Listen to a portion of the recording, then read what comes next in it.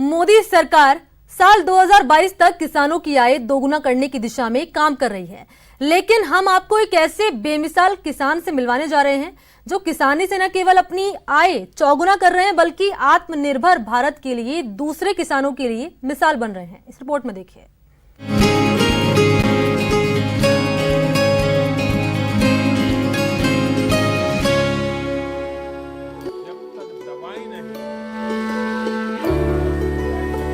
प्रधानमंत्री नरेंद्र मोदी ने देशवासियों से कोरोना काल में आपदा को अवसर और आत्मनिर्भर भारत में अपना योगदान देने की अपील की है।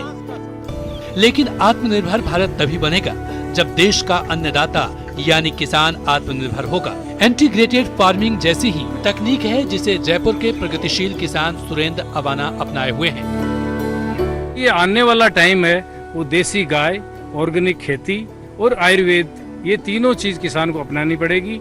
इससे क्या है कि किसान की इनकम भी बढ़ेगी और लोगों का स्वास्थ्य भी ठीक रहेगा।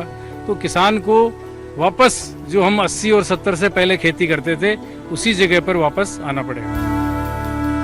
पिछले कई सालों से सुरेंद्र अवाना परंपरागत खेती की बजाय समन्वित खेती कर रहे हैं। इसमें एक और ऑर्गेनिक अन्न और औषधि की खेती है तो गौपालन, मछली पालन, मुर्गी और बतख पालन भी बड़े स्तर पर किए जा रहे हैं।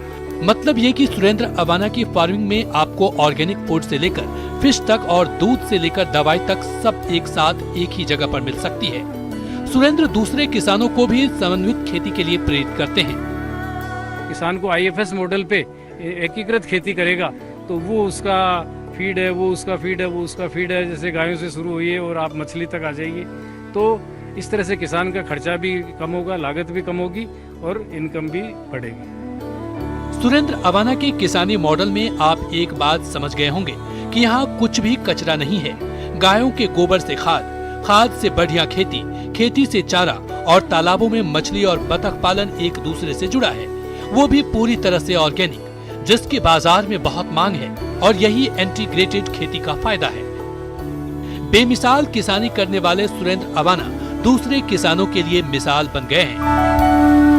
इंटीग्रेटेड फार्मिंग को अपनाकर किसान न केवल अपनी आय बढ़ा सकते हैं बल्कि भारत को सशक्त बनाने में अपना योगदान भी दे सकते हैं। जब किसान सशक्त होगा तभी भारत आत्मनिर्भर बनेगा। कैमरामैन बलबीर सिंह के साथ दिनेश शर्मा, न्यूज़ 18, जयपुर।